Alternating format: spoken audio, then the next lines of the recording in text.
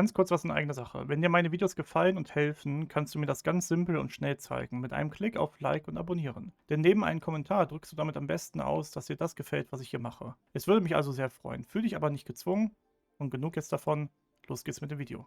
Moin, heute geht es um den Mod Easy Mob Farm. Mit diesem Mod können wir solche kleinen Blöcke craften und in diesen Blöcken können wir immer mal wieder einen Mob reintun oder auch eine neutrale Einheit, wie zum Beispiel ein Schwein oder ein Schaf. Und die werden dann mit der Zeit ihre Ressourcen einfach quasi abgeben, so wie in einer Mob-Farm. Deswegen auch der Name Easy Mob Farm. Allerdings ist das eine relativ ja, Vanilla-Variante, würde ich sagen, denn ihr könnt natürlich jetzt nicht so riesengroße Mob-Farmen bauen, die extrem gepusht bis ans Limit mit ihren Upgrades und Speedbuffs etc. sind. Die sind eher so für das kleine Vanilla-Erlebnis. Aber eben halt optisch äußerst schön, finde ich jedenfalls. Und man kann die ja auch stapeln. Das heißt also, ihr könnt jetzt auch um einiges mehr bauen, 500 beispielsweise von denen. Und dann ist der Ertrag natürlich auch sehr groß. So, was benötigen wir dafür? Erst einmal benötigen wir ein paar Fangwerkzeuge. Das wäre jetzt in diesem Fall diese Auswahl. Wir haben hier einmal die Möglichkeit, einen Käfig zu craften. Mit diesem Käfig können wir dann diverse Tiere einfangen. Wir können einen Fangkäfig craften, genauso wie ein Halsband, eine Angelschale, ein Fischernetz, ein Insektennetz, eine Urne und eine Hexenflasche. Und den Namen zu urteilen kann man damit auch die verschiedenen Mobs fangen. Das könnt ihr euch am besten anschauen, indem ihr mit der Maus drüber geht. Hier seht ihr nämlich zum Beispiel auch die fangbaren Mobs. Eisbär, Panda etc. Also alles so, was ein bisschen größer ist. Hier wäre es dann ähnlich, aber eben halt was kleiner ist. Papageien, Hühnchen, Kaninchen etc. Mit so einem Halsband kriegt man dann eine Kuh, ein Huhn, ein Esel, Schwein, Pferd und Schaf. Angelschale kommen dann natürlich die Fische rein. Und im Fischernetz ebenfalls weitere Fische. So kann man sich das hier anschauen, was man denn gerade benötigt und sich das dann dementsprechend craften. Ich denke mal, so die Urne und Hexenflasche sind schon sehr interessant für den Start. Vor allem, weil wir hier die Spinnen, Skelette, Zombies, Creeper etc. kriegen. Und zu craften, das ist alles mit neuen Materialien. Also wir haben hier einige neue Reiter, wie wir hier sehen. Die müssen wir gar nicht alle im Detail durchgehen, denn es ist eigentlich recht simpel zu craften. Diese Reagenzgläser haben aktuell noch keine Wirkung. Ich denke mal, da hat der Mod-Entwickler noch etwas vor. Naja, und hier unten haben wir dann die Mobfarben und auch die Herstellungsrezepte für die Mobfarben, die wir uns aber gleich angucken werden. Zuerst einmal beispielsweise, wenn wir jetzt eine Hexenflasche craften wollen, ist das recht simpel mit Feuerstein, Seelenerde und eine Glasflasche. Und wir haben die Hexenflasche. Darüber hinaus die Urne klein, haben wir dann polierter Diorit, Ender, Auge und Goldbarren. Das ist ein bisschen exotisch, polierter Diorit, würde ich sagen. Und beispielsweise das Halsband kriegen wir dann mit neuen Materialien. Also wir hatten ja jetzt gerade ganz viele Sachen, die Minecraft Vanilla sind. Aber wir haben ja auch neue Materialien im Mod drin. Das ist zum Beispiel der Lederstreifen. Und den Lederstreifen kriegen wir mit Lederblatt und einer Lederschere oder Ledermesser. Alternativ auch mit roter Farbstoff und Lederstreifen.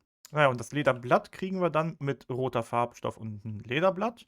Und das normale Lederblatt wiederum kriegen wir dann mit 2 Leder, einen Faden und ein Ledermesser oder Schere. Und die wiederum können wir dann so craften. Mit Leder, Stock und Eisenbarren.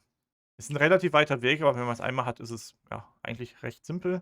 Es gibt hier einige neue Rezepte, wie ich ja gerade schon gesagt habe. Wir haben hier sehr viel Clothes. Wir haben hier aber auch die ganzen Ledervarianten und dann auch diese beiden Sachen, die wir ja benötigen, um die Lederblätter in den verschiedenen Farben dann auch in die Lederstreifen schneiden zu können, beispielsweise für das Halsband. So hat man alles in diesem Mod drin, was man denn auch benötigt.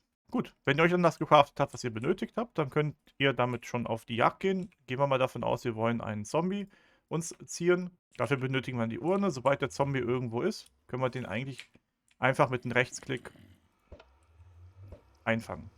Man hat es vielleicht gerade schon gesehen. Hier. Es klappt nicht immer. Ihr habt eine Wahrscheinlichkeit, dass er eingefangen wird. Und je nachdem, wenn es dann nicht klappt, wird auch die Haltbarkeit reduziert. Das heißt also, es kann auch durchaus mal sein, wenn ihr extrem viel Pech habt, dass ihr einen Zombie nicht bekommt und ihr müsst eine neue Urne craften. Ansonsten, wenn ihr die Urne dann habt mit dem jeweiligen Mob drin oder auch Insektennetz, Fischernetz, das ist alles dasselbe Prinzip. Geht ihr zu dem richtigen Block in dem Fall und macht einfach einen Rechtsklick und da ist dann schon der Zombie drin. Wenn wir jetzt einen Rechtsklick auf diese Mobfarm machen, haben wir dieses GUI. In der Regel haben wir hier immer dasselbe GUI. Wenn natürlich kein Mob drin ist, dann ist da hier links auch keine Anzeige. Sieht auch ganz nett aus, wenn er da so drin rumsteht. Und wenn wir dann einen Rechtsklick drauf machen, sehen wir zum einen ein schönes Bild. Wir haben die Begrifflichkeit, also das ist der Minecraft-Zombie. Hier haben wir die Urne, die wir ja gerade dann auch benutzt haben, um den Zombie zu fangen. Hier können wir jetzt auch eine Waffe hinzufügen, beispielsweise ein Diaschwert. Dann ist das auch ein bisschen optisch hervorgehoben. Und in der Regel kommt jeder Drop alle 5 Minuten. Das erkennt man hier auch optisch. Der Trichter hier, der wird immer ein bisschen, ja, gefüllt von oben nach unten. Und hier kommen dann die Drops rein, die so ein Zombie droppen kann. Auf der rechten Seite kommen auch Erfahrungsfläschchen rein, denn er droppt ja auch in der Regel Erfahrung. Das würde dann alles so zum Beispiel aussehen. Hier habe ich schon mal ein bisschen länger was gemacht. Bis jetzt hat zum Beispiel das Skelett noch keine Erfahrung gedroppt. Ich habe aber schon ein bisschen Knochen und Pfeile bekommen. Beim Schwein genau dasselbe. Und hier beim Skelett ebenfalls genau dasselbe. Ihr könnt das auch mit einem Trichtersystem verbinden. Das ist also hier der Fall. Ich habe jetzt hier das Schwein drin. Im, ich sag mal, internen Inventar ist nichts drin, im Trichter ist nichts drin und das befindet sich jetzt hier in der Truhe. Das heißt, man kann es auch direkt weiterverarbeiten. Man muss es nicht immer hier aus dem GUI rausnehmen. Ihr könnt so einen Mob auch wieder rausnehmen, dann nehmt ihr einfach die Urne hier wieder raus und schon ist das alles hier abgebrochen. Und ihr könnt den jetzt auch woanders reintun. Nur wichtig, wie wir jetzt hier sehen, ihr müsst den Mob in die richtige Mobfarm tun. Also zum Beispiel unter Wasser, das bringt jetzt nichts, das wird nichts natürlich. Es gibt auch eine kreative Version. Hier kommen alle Mobs rein oder hier kann man alle Mobs reintun, aber es ist halt die kreative Version. Ansonsten passt der Zombie in relativ vielen, ich nenne es mal Farmbiome rein, aber eben halt nicht in alle. So könnt ihr, wie gesagt, viele Mobs reintun, nicht alle. Da müsst ihr einfach mal rumprobieren und ihr könnt euch die Mobfarm folgendermaßen bauen.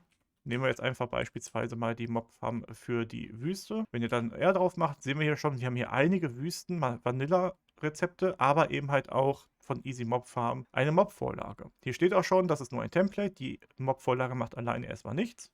Das heißt, wir können die hier aufstellen, die sind tatsächlich dekorativ. Ist wie so ein Glasblock, aber sie macht selber halt nichts und wir können da auch nichts reintun. Ist klar, steht ja auch dabei. Zu craften ist die dann mit einem Trichter und mit einer Iron Cube Glass Frame. Und die wiederum ist dann aus Eisenstäben und ein Minecraft-Glas zu craften. Und die Eisenstäbe sind dann aus 2 Eisen zu craften. So craftet man sich also erstmal die Vorlage und aus der Vorlage heraus craftet man sich dann die unterschiedlichen tatsächlichen Mobfarmen. Je nachdem, welches Biom man haben möchte, muss man dann eben halt diese Objekte, die sich in dem Biom befinden, ja, quasi mit dazu packen. Aber dafür habt ihr ja das J hier, um zu sehen, wie die Rezepte wirklich funktionieren. Und dann könnt ihr mit eurer Mobfarm starten. Also ich bin ja ein Fan von diesen kleinen, ich sag mal, Mob in the Glass oder von mir ist auch Biom in the Glass. Das gefällt mir eigentlich optisch sehr, sehr gut. Deswegen wollte ich das mal gezeigt haben, auch wenn die Mobfarm vielleicht nicht so hocheffizient und die Density extrem hoch ist das, finde ich, trotzdem eine sehr schöne Art und Weise, eine Mobfarm darzustellen. Wenn Fragen sind, gerne in die Kommentare. Wenn euch das Video gefallen hat, würde ich mich über ein Abo und ein Like sehr freuen und wir sehen uns in einer der nächsten Folgen. Bis dahin.